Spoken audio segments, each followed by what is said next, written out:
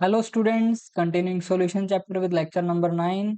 Previous lecture में मैंने आपको बताया था कि हम नेक्स्ट लेक्चर में क्या स्टार्ट करेंगे। तो आज हमारा टॉपिक है फेज डायग्राम। तो मैंने आपको लास्ट लेक्चर में ही बता दिया था कि हम फेज डायग्राम को डिस्कस करने वाले हैं। तो चलिए शुरू करते हैं कि फेज डायग्राम क्या है। वैसे तो फेज डायग्राम बोर्ड्स के स्टूडेंट के लिए रेलिवेंट नहीं है इतना ज़्यादा, और ना ही नीट के लिए, लेकिन जेई के लिए काफ़ी इंपॉर्टेंट। आप अगर उसे समझोगे तो आपके कॉन्सेप्ट्स काफ़ी स्ट्रांग होंगे, नीट वाले भी देख सकते हैं। आपका नेक्स्ट वाला जो पार्ट रहेगा, बॉइलिंग, फेजिंग, ये सब जो आने वाला है कोलिगेटिव प्रॉपर्टीज में, वो आपका काफ़ी क्लियर हो जाएगा अगर आप इस कॉन्सेप्ट को समझ लेते हो, फेज डायग्राम को समझ लेते हो तो एक्चुअली होता क्या है। तो चलिए हेडिंग डालते हैं हम, फेज डायग्राम। देखते हैं कि फेज डायग्राम है क्या चीज। सो फेज से आपको नाम कुछ कुछ समझ में आ रहा होगा। फेज होता क्या है? फेज एक्चुअल में किसी भी सब्सटेंस की कोई स्टेट हो सकती है। फेज आप सॉलिड, लिक्विड, वेपर को बोल सकते हो, या फिर किसी सॉलिड के लिए एलोट्रोप्स हो सकते हैं, जैसे कार्बन के लिए डायमंड हो गया, ग्रेफाइट हो गया, फोस्फोरस के लिए रेड फोस्फोरस, व्हाइट फोस्फोरस, है ना, ब्लैक फोस्फोरस। तो वैसे फेज भी हो सकते हैं। जरूरी नहीं कि हम सॉलिड, लिक्विड, वेपर की बात करें, लेकिन हम जनरलाइज फॉर्म में पढ़ेंगे फेज डायग्राम को। हमें ऐसा कोई अलग अलग सब्सटेंस के लिए नहीं पढ़ना। हम एक तो जनरलाइज फेज डायग्राम चेक करेंगे, और एक वाटर का फेज डायग्राम चेक करेंगे, जो कि हमारे लिए मोस्ट इंपॉर्टेंट है। तो देखते हैं कि फेज डायग्राम है क्या एक्चुअल में। ये क्या होता है हमारा, एक प्रेशर वर्सेस, एक सेकंड, ये काफी पतला हो गया, okay. Pressure versus temperature graph होता है। क्या होता है? प्रेशर वर्सेस टेम्परेचर ग्राफ होता है ये एक, जो कि हमारे लिए किस काम में आता है, which helps to predict the stable phase of a substance of a substance at certain pressure and conditions। at certain, आपको कुछ प्रेशर टेम्परेचर कंडीशन दे दें, तो उस पे आपसे पूछेंगे कि ये सब्सटेंस है वो किस फेज में रहेगा या रहना चाहेगा, स्टेबल रहेगा प्रेशर एंड टेम्परेचर। तो आप उसे कैसे बता सकते हो? फेज डायग्राम को चेक करके, कि फेज डायग्राम उसका कैसा है। उस पर हम देखेंगे प्रेशर और टेम्परेचर कंडीशन में कि वो सॉलिड में रह रहा है, वो लिक्विड में रह रहा है, या फिर वेपर में रह रहा है, या गैसियस स्टेट में रह रहा है। तो ये चीज हम फेज डायग्राम से प्रेडिक्ट कर सकते हैं। तो देखते हैं एक्चुअल में फेज डायग्राम को थोड़ा सा बना के, जनरलाइज फॉर्म उसकी। तो ये लो, हम बनाते हैं प्रेशर एंड टेम्परेचर कर्व। ये देखो, ये हमारा प्रेशर आ जाएगा वाई एक्सिस पे, टेम्परेचर आ जाएगा एक्स एक्सिस पे। सो स्टार्ट करते हैं इसे।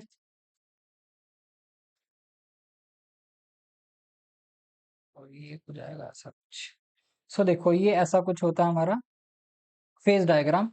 ये इधर का जो पार्ट रहेगा, बिल्कुल ये हमारा एस डाल देता हूं मैं, सॉलिड को रिप्रेजेंट करेगा। मींस इस वाली प्रेशर टेम्परेचर कंडीशंस पे जो सब्सटेंस रहेगा वो सॉलिड में एग्जिस्ट करेगा, इधर वाला जो होगा वो लिक्विड में एग्जिस्ट करेगा, एंड नीचे वाला जो फेज होगा वो वेपर फेज में एग्जिस्ट करेगा, किसी भी सब्सटेंस का, at given pressure and temperature conditions. आप देख सकते हो कि अगर मैं कोई सर्टेन कंडीशन लगा दूं, भाई इतना प्रेशर है, इतना टेम्परेचर है भाई, तो बताओ इस पे क्या होगा। इस पे वो सॉलिड में रह रहा है, ये जो फेज, ये पॉइंट आ रहा है वो सॉलिड फेज में रह रहा है। तो हम ये देख के बता सकते हैं कि ये पर्टिकुलर सब्सटेंस है वो किस फेज में रह रहा है, सॉलिड में रह रहा है, लिक्विड में रह रहा है, या वेपर में। ये थ्योरेटिकली हम आप अपने ग्राफ से देख के बता सकते हैं। तो इसमें कुछ और पर्टिकुलर पॉइंट्स हैं वो चेक कर लेते हैं। ये जो बाउंड्रीज हैं, जो सॉलिड और लिक्विड को अलग अलग कर रही हैं, डिस्टिंक्ट कर रही हैं, इसको हम कहते हैं फेज बाउंड्री। फेज बाउंड्री, ठीक है। और इसके अलावा देखो, ये जो पॉइंट है आपका, ये कहलाता है ट्रिपल पॉइंट। इसे कहते हैं हम ट्रिपल पॉइंट। सारे पॉइंट्स को डिफाइन किया जाएगा, क्या क्या चीज हम यहाँ पे लिख रहे हैं सभी की बात आएगी। और ये जो आपका रह जाएगा यहाँ पे, इसके ऊपर ये जो रहेगा, ये हो जाएगा आपका क्रिटिकल पॉइंट। ये होता है हमारा क्रिटिकल पॉइंट। ओके। और कुछ देखो, क्रिटिकल पॉइंट में अगर मैं जिस टेम्परेचर को बोलूंगा उसे हम क्रिटिकल टेम्परेचर बोल देंगे, और इसे बोल देंगे हम क्रिटिकल प्रेशर। बताता हूँ अभी क्रिटिकल प्रेशर क्या है, क्रिटिकल टेम्परेचर क्या है, या क्रिटिकल पॉइंट क्या है, सभी डिफाइन होगा। ये जो फेज बाउंड्री है ये दो स्टेट्स को सेपरेट कर रही है, डिस्टिंक्ट कर रही है। इस फेज बाउंड्री पे ये दोनों फेजेस होंगे जो सॉलिड और लिक्विड है वो आपस में क्या रहेंगे, इक्विलिब्रियम में रहेंगे। इधर स्पेस बना के मैं लिख देता हूँ, ये अपना लिक्विड पार्ट था। देखो ये इस फेज बाउंड्री पे, मतलब अगर मैं यहाँ पे कुछ टेम्परेचर प्रेशर कंडीशन ऐसी आ जाती हैं जिससे ये पॉइंट इस फेज बाउंड्री पे लाई करेगा। मान लो कि कोई ऐसी प्रेशर टेम्परेचर कंडीशंस है जिससे ये जो पॉइंट है हमारा ग्राफ में इस फेज बाउंड्री पे लाई कर रहा है, तो उस प्रेशर और टेम्परेचर कंडीशन पे ये दो फेजेस हैं वो आपस में इक्विलिब्रियम में रहेंगी। सेम ऐसा रहेगा लिक्विड और वेपर के बीच में। अगर मैं लिखूं यहाँ पे सॉलिड और लिक्विड, सॉलिड से लिक्विड जाना क्या होता है, मेल्टिंग। और लिक्विड से फिर सॉलिड में जाना क्या होता है, फ्रीजिंग। ठीक है। और लिक्विड से वेपर जाएंगे और वेपर से लिक्विड जाएंगे, लिक्विड से वेपर जाना क्या होता है भाई, वेपराइजेशन। शॉर्ट फॉर्म में लिख रहा हूँ। और वेपर से लिक्विड फॉर्म में जाना क्या होता है, कंडेंसेशन। ये चीजें हम पहले भी डिस्कस कर चुके हैं। अब देखो कि तीन चीजें आ गई मेरे पास, सॉलिड आ गया, लिक्विड आ गया, वेपर आ गया। अभी क्रिटिकल पॉइंट क्या था, क्रिटिकल पॉइंट के ऊपर क्या होता है, कोई भी जो हमारा इसके ऊपर हम हमारे सब्सटेंस को कह देते हैं, ये हो जाता है आपका सुपर क्रिटिकल। जगह नहीं बची यहाँ पे, चलो थोड़ा छोटा लिखना पड़ेगा, super critical fluid. Super critical fluid, इस जो फेज में मैंने ये चीज लिखी है ना, ये जो ये इसके ऊपर ये जो खांचा आ रहा है, मतलब इसके ऊपर जो भी प्रेशर टेम्परेचर कंडीशंस आएंगी, इसके क्रिटिकल प्रेशर के ऊपर ज्यादा प्रेशर और क्रिटिकल टेम्परेचर से ज्यादा वाला टेम्परेचर के ऊपर जो कंडीशंस आ रही है हमारे पास, वहां पे जो फ्लूइड है ये सुपर क्रिटिकल फ्लूइड फ्लूइड कहलाता है। ये होता क्या है एक्चुअल में, यहाँ पे हम कह सकते हैं कि किसी भी सब्सटेंस की जो लिक्विड फेज है, लिक्विड एंड जो गैसियस फेज रहेगी, गैसियस फेज आर अनडिस्टिंग्विशेबल। मीन्स आप वहां पे डिफाइन नहीं कर पाओगे उसे, अलग से देख नहीं पाओगे कि लिक्विड है या गैस फेज है। तो यहाँ पे सिंगल फेज ही एग्जिस्ट करती है। इस ऐसे कंडीशन को हम क्या कह देते हैं कि ये सुपर क्रिटिकल फ्लूइड है। ओके। तो ये आपके बस आपको थोड़ा सा ध्यान रखना है, सुपर क्रिटिकल फ्लूइड होता क्या है, जहाँ पे लिक्विड और गैस फेज को हम डिस्टिंक्ट नहीं कर पा रहे, डिस्टिंक्ट नहीं कर पा रहे, उसे हम सुपर क्रिटिकल फ्लूइड कह देते हैं। सॉलिड और लिक्विड जब की बात कर ली, सॉलिड से लिक्विड जाना मेल्टिंग होता है, बिल्कुल होता है। लिक्विड से सॉलिड जाना क्या होता है, फ्रीजिंग होता है। सिंपल सी बात है, हमें पता है। और हम यहाँ पे क्या पॉइंट्स डिफाइन कर सकते हैं, फॉर एग्जाम्पल, फॉर एग्जाम्पल नहीं, एक्चुअल में देखो, यहाँ पे जो मान लो कि ये टेम्परेचर, ये जो प्रेशर है वो है 1 atm। तो 1 atm क्या होता है हमारे लिए, बताओ भाई। 1 atm होता है हमारा एक्सटर्नल प्रेशर, एटमॉस्फेरिक प्रेशर। इस प्रेशर पे जो हमारा टेम्परेचर आ रहा है वो क्या कहलाएगा भाई, ये हो जाएगा फ्रीजिंग पॉइंट। क्यों, क्योंकि सॉलिड और लिक्विड आपस में चेंज हो रहे हैं, तो ये हो जाएगा हमारा TFP, फ्रीजिंग पॉइंट टेम्परेचर। वो इसी ही आगे जा रहे हैं टेम्परेचर पे, जब लिक्विड वेपर में कन्वर्ट हो रहा है तो उसे हम क्या कह देंगे भाई, बॉइलिंग पॉइंट। ठीक है बेटा, तो ये हो जाएगा आपका बॉइलिंग पॉइंट। और ये क्या हो जाएगा, ट्रिपल पॉइंट टेम्परेचर। ठीक है, ट्रिपल पॉइंट टेम्परेचर। तो ये है हमारा जनरलाइज्ड फेज डायग्राम। इसमें हमें इतना ही समझना है, हमें हम देख सकते हैं, हमें ये पता होना चाहिए कि एक्चुअल में फेज डायग्राम होता क्या है। ये क्या होता है, प्रेशर वर्सेस टेम्परेचर ग्राफ होता है, जिसमें हम क्या चेक कर सकते हैं, जिसे हम प्रेडिक्ट कर सकते हैं कि at certain pressure and temperature condition कोई भी सब्सटेंस किस फेज में एग्जिस्ट करेगा, या वो किस फेज में स्टेबल होगा, वो हम यहाँ से चेक कर सकते हैं। तो ये है हमारा जनरलाइज्ड फेज डायग्राम। अब हमें देखना है वाटर के लिए फेज डायग्राम कैसा रहता है। ओके, तो देख लीजिएगा, इसमें कुछ डाउटफुल चीज हो तो आप पूछ सकते हो कमेंट सेक्शन में। अब हम देखते हैं phase diagram for the water. तो चलिए शुरू करते हैं। हम पहले हमने देखा था सिंपल फेज डायग्राम, अब हमारे लिए आ जाएगा ये वाटर के लिए, हमारे लिए नहीं, वाटर के लिए, सॉरी। हमारी तो कोई फेज है नहीं अभी यार। Phase diagram of water, low heading डाल दी हमने। बस थोड़ा सा डिफरेंट आएगा जनरलाइज्ड फेज डायग्राम से, वो देख लेते हैं हम क्या इसमें डिफरेंट चीज आ रही है। देखो भाई, ये जो हमने प्रेशर और टेम्परेचर की लाइन लगानी है यहाँ पे, सीधी क्यों नहीं लग रही भाई ये, हाँ। देखो भाई, थोड़ी सी परफेक्शन आ जाए तो अच्छा लगता है। फिर से भाई, लो भाई, अब सही है थोड़ा सा। देखो ये प्रेशर वही अगेन वाई एक्सिस पे, ये टेम्परेचर अगेन ऑलमोस्ट सेम है, बस एक चीज डिफरेंट आने वाली है यहाँ पे, ऐसा कैसा। और जो लाइन हम यहाँ पे लेके जा रहे थे ऊपर वाले जनरल फेज डायग्राम में, यहाँ पे वो फेज बाउंड्री थोड़ी सी ऐसी आ जाएगी, मीन्स अब थोड़ी सी टुवार्ड्स प्रेशर वाली लाइन की तरफ टिल्टेड है, मतलब नेगेटिव स्लोप के साथ है ये। ऐसे स्लोप को हम क्या कहेंगे, नेगेटिव स्लोप। इसे थोड़ा सा और क्लियर कर दें तो ऐसे लिख, ठीक है। इधर सॉलिड है, सॉलिड मतलब अपने आइस, इधर लिक्विड है मतलब वाटर, और इधर हमारा वेपर फेज हो जाएगा। तो देखो, तो यहाँ पे बाकी सारी की सारी चीजें क्या हो जाएंगी, ये ट्रिपल पॉइंट हो जाएगा। ये मान लो कि 1 एटीएम प्रेशर है, इस पे हमारा क्या हो जाएगा, ये जो पॉइंट आ जाएगा ये हमारा क्या हो जाएगा, फ्रीजिंग का पॉइंट आ जाएगा। मीन्स ये हो जाएगा आपका फ्रीजिंग पॉइंट, ये एफ पी है। फ्रीजिंग पॉइंट क्या होता है भाई, 0 डिग्री सेल्सियस, 0 डिग्री सेल्सियस। ये क्या हो जाएगा, ट्रिपल पॉइंट, टीपी लिख रहा हूँ भाई। ये होता है हमारा 0.01 डिग्री सेल्सियस, मीन्स 273.16 केल्विन। तो मैं ऊपर ट्रिपल पॉइंट को डिफाइन करना भूल गया था, फिर से मैं आप वहां पे जाके हम लिख देते हैं, ये होता है 273.15 केल्विन। सो अगेन एक बार यहाँ पे देख लेते हैं ट्रिपल पॉइंट था क्या। ये देखो भाई, ट्रिपल पॉइंट क्या होता है, ट्रिपल पॉइंट होता है where all the three phases of substance are in equilibrium, are in equilibrium। So ये ट्रिपल पॉइंट होता है हमारा, मीन्स यहाँ पे ट्रिपल पॉइंट में सॉलिड लिक्विड और वेपर आपस में इक्विलिब्रियम में होंगे, ये होता है ट्रिपल पॉइंट। अब मैंने आपको शुरू में बताया था कि फेज जरूरी नहीं है कि वो सॉलिड हो, लिक्विड हो, वेपर हो सकता है कि वो सारे के सारे सॉलिड्स हो जाएं, उनमें से दो सॉलिड हो जाएं, एक लिक्विड हो जाए।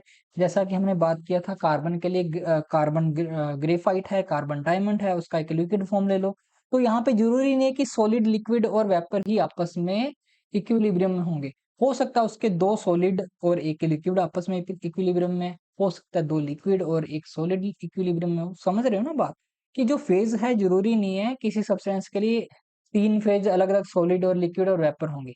हो सकता है उसके लिए दो फेजेस सॉलिड फॉर्म में हो, ये ध्यान रखना जरूरी है। अभी तक हम छोटी क्लासेस में क्या पढ़ते आ रहे थे कि एक सॉलिड है, लिक्विड है, एक वेपर है, नहीं, किसी अलग अलग डिपेंड करता है। कोई सब्सटेंस ऐसा हो सकता है जिसके एक से ज्यादा एलोट्रोप्स हो, जैसे कार्बन है, कार्बन ग्रेफाइट में भी एग्जिस्ट करता है, डायमंड में भी एग्जिस्ट करता है, और उसका लिक्विड फॉर्म भी है, उसका वेपर फॉर्म भी है। तो वो ट्रिपल पॉइंट उसके दो सॉलिड फॉर्म जैसे ग्रेफाइट और डायमंड के लिए हो सकता है, और एक लिक्विड फॉर्म के लिए हो सकता है। तो वो ट्रिपल पॉइंट पे क्या होगा, वो तीन फेजेस आपस में इक्विलिब्रियम में रहेंगे। सो आप एक चीज और लिख सकते हो यहाँ पे कि there can be more than one, there can be more than one triple point. क्यों मैंने ऐसा क्यों बोला भाई, मैंने अभी आपको कार्बन का एग्जांपल दिया कि उसमें दो सॉलिड फॉर्म्स हैं, एक ग्रेफाइट है, एक डायमंड है, एक लिक्विड हो गया, एक वेपर हो गया, चार, टोटल चार फेजेस होगी। ओके, तो उन चार में कोई से भी तीन जब इक्विलिब्रियम पे होंगे वो ट्रिपल पॉइंट हो जाएगा। हो सकता है कि वो कार्बन, सॉरी, ग्रेफाइट डायमंड इसके लिक्विड के साथ इक्विलिब्रियम पे होगा, तो एक वो आपका क्या बन जाएगा, ट्रिपल पॉइंट। इसमें एक ग्रेफाइट और डायमंड और वेपर जब इक्विलिब्रियम में होंगे तो वहां पे दूसरा ट्रिपल पॉइंट बन जाएगा। तो डिपेंड करता है कि इसके टोटल फेजेस हैं कितने, तो उससे हम पता लगा सकते हैं कि total numbers of triple point क्या होंगे। बट सिंपल सी डेफिनेशन क्या रहेगी ट्रिपल पॉइंट की, कि जहां पे तीन फेजेस हैं सब्सटेंस के वो आपस में इक्विलिब्रियम में। ऑल द थ्री लिखेंगे यहाँ पे, जस्ट 3 लिखेंगे। वेयर 3 phases of a substance are in equilibrium, उस पॉइंट को हम कह देते हैं ट्रिपल पॉइंट। ठीक है बेटा, तो चलिए हम वाटर वाले पे चलते हैं। हमारा जो मेन मुद्दा था वो भटक गया। तो ये जो वाटर का फ्रीजिंग पॉइंट हमें पता है 0 डिग्री सेल्सियस रहता है, जिसे हम केल्विन में लिखना चाहें तो 273.15 केल्विन है। और ट्रिपल पॉइंट टेम्परेचर होता है, ये आपको याद रखना 0.01 डिग्री सेल्सियस, थोड़ा सा स्लाइटली थोड़ा सा ज्यादा है। इस पे तीनों के तीनों मतलब अपना आइस हो गया, वाटर हो गया और वेपर हो गया वाटर का, ये आपस में इक्विलिब्रियम में एग्जिस्ट करते हैं इस टेम्परेचर पे। है ना हैरानी वाली बात? तो ये चीज होती है। तो ये ट्रिपल पॉइंट है। ये 180 में अगर आप टोर में लिखना चाहो तो 760 टोर होता है। कभी कभी यूनिट टोर में भी होती है, TORR, 760 TORR, ये चीज। अब बात ये है समझने वाली कि यहाँ पे जो लाइन थी ऊपर की तरफ स्लाइटली इधर की तरफ जा रही है सॉलिड और लिक्विड के बीच की, लेकिन वाटर में जो ये जो स्लोप है ये ऐसा क्यों है, यही क्वेश्चन है। वाई द स्लोप, स्लोप कौन सा? आपका सॉलिड और लिक्विड वाली फेज डायग्राम का। Why the slope of slope is negative, slope is negative, यही क्वेश्चन बनता है। यही हमारे लिए समझना जरूरी है, इससे आपकी आंखें खुल जाएंगी थोड़ी सी। इसका रीजन हम चेक करेंगे। हम ऐसा नहीं कोई भी चीज पढ़ेंगे उसका रीजन जरूर पढ़ेंगे, ऐसा नहीं कि सीधा आपको रटवा दूंगा, सिर्फ थ्योरी बता दी कि आप जस्ट याद कर लो। हर चीज का रीजन यहाँ पे देखा जाएगा। सो उसके लिए हम देखते हैं कि ये इस क्वेश्चन का आंसर क्या है। तो चलिए देखते हैं। एक हमारे पास इक्वेशन होती है क्लोसिस इक्वेशन, जो कि थर्मोडायनेमिक्स चैप्टर में डिराइव की जाती है क्लोसिस इक्वेशन। जैसा कि यहाँ पे हम सॉलिड और लिक्विड की बात कर रहे हैं, बाकी लिक्विड और वेपर के लिए तो नॉर्मल है, ये ऊपर जैसे फेज डायग्राम बना था वैसे ही वाटर में बना है, लेकिन सॉलिड और लिक्विड वाली जो फेज बाउंड्री थी उसका स्लोप नेगेटिव आ गया यहाँ पे, उसी को हम समझ रहे हैं। सो क्लोसिस इक्वेशन किसके लिए डिफाइन होती है? डिफाइंड फॉर फेज चेंज, ये किसी भी फेज चेंज के लिए हम डिफाइन करते हैं, डिफाइंड फॉर फेज चेंज। तो हम वाटर की बात करेंगे, इस वाटर का जो सॉलिड फॉर्म है मतलब आइस, वो हो जाएगा जब जाएगा लिक्विड फॉर्म में, ये हो गया लिक्विड फॉर्म। तो इसके लिए हमें बात करनी है। तो क्लोजिस इक्वेशन एक्चुअल में है क्या? ये होती है dp upon dt is equals to delta S upon delta V. So देखो, dp हमारा प्रेशर में चेंज, dt हमारा टेम्परेचर में चेंज। p और t का तो हमारे पास कर्व है, उसी का ही अगर हम डिवाइड करेंगे तो हमें स्लोप मिल जाएगा। सिंपल सी बात है, हमें ग्राफ की थोड़ी बहुत नॉलेज तो होती है कि हम स्लोप कैसे देखते हैं, वाई एक्सिस और एक्स एक्सिस को डिवाइड करके हम चेक करते हैं स्लोप। तो देखो डेल्टा एस क्या है? डेल्टा एस होता है चेंज इन एंट्रोपी, अगर आपको थर्मोडायनेमिक्स थोड़ी बहुत याद हो तो। चेंज इन एंट्रोपी, ये हो जाएगा आपका change in volume, change in volume.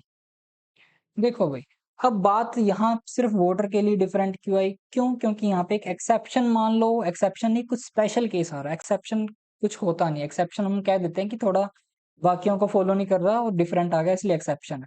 यहाँ पे स्पेशल केस या एक्सेप्शन कैसे बन रहा है कि स्लोप नेगेटिव आ गया। अब देखो, ये जो डेल्टा वी है, डेल्टा वी होगा जो delta V for, delta V क्या हो जाएगा आपका? V final minus V initial हो जाएगा। सो डेल्टा वी फॉर जो वाटर आएगा हमारा, फॉर H2O जो रहेगा वो क्या होगा? Delta V equals to V, आपका लिक्विड फाइनल लिक्विड फेज है और इनिशियल फेज कौन सी है? सॉलिड है। मीन्स आप कह सकते हो V water and minus V ice. So अब जनरली क्या होता है, किसी भी सब्सटेंस का लिक्विड का वॉल्यूम ज्यादा होता है, सॉलिड का वॉल्यूम कम होता है, क्योंकि सॉलिड के मॉलिक्यूल्स पास पास होते हैं इसलिए उसका वॉल्यूम कम होता है, लिक्विड के वॉल्यूम थोड़े दूर होते हैं इसलिए उसका वॉल्यूम ज्यादा होता है। लेकिन आइस के केस में, आइस के केस में स्पेशल चीज आपको पता होनी चाहिए, ये आपको बताया जाता है केमिकल बॉन्डिंग चैप्टर में, बताया जाता है 11th क्लास में, कि जो आइस होती है, ice has less density due to its network structure. मैंने चलो आपको रीजन भी बता दिया वैसे, जो कि केमिकल बॉन्डिंग में बताया जाता है, due to its network structure. मतलब यहाँ पे सॉलिड फॉर्म की जो डेंसिटी कम होगी means it means that volume is higher, volume is higher, ठीक है, as compare to liquid, as compare to liquid, as compare to liquid. So यहाँ पे होगा क्या कि आइस का वॉल्यूम ज्यादा है, so V volume of ice is greater than volume of water, water means आपका लिक्विड फॉर्म। ओके, तो यहाँ पे क्या होगा, ये चीज आ जाएगी नेगेटिव। सो डेल्टा वी जो है वो नेगेटिव आ गया भाई, डेल्टा वी अगर नेगेटिव आएगा तो dp अपॉन dt है वो क्या होगा, वो भी तो नेगेटिव आएगा, ये स्लोप हमारे पास नेगेटिव आ गया। यही चीज तो डिफाइन करती है भाई, इसी के कारण तो ये जो ये चीज है ये नेगेटिव आ रही है। सो मिल गया आपको आंसर इस चीज का। यही हमने सीखना था यहाँ पे फेज डायग्राम के में कि वाटर का फेज डायग्राम डिफरेंट क्यों है। ठीक है बेटा, तो आज के लिए इतना ही, फेज डायग्राम में इतना ही था आपके लिए, इससे ज्यादा आपको कहीं पढ़ना नहीं है। जेई मेंस जेई एडवांस में इससे ऊपर चीज नहीं आएगी फेज डायग्राम के लिए, बस आपको थोड़ा सा ध्यान रखना है क्लोजेस्ट इक्वेशन क्या होती है। और हमने रीजन भी देख लिया कि वाटर का phase diagram general phase diagram या बाकी के फेज डायग्राम से थोड़ा डिफरेंट क्यों होता है। So that's all for today, next lecture में हम पढ़ेंगे कोलिगेटिव प्रॉपर्टीज को स्टार्ट करेंगे। सो बाय।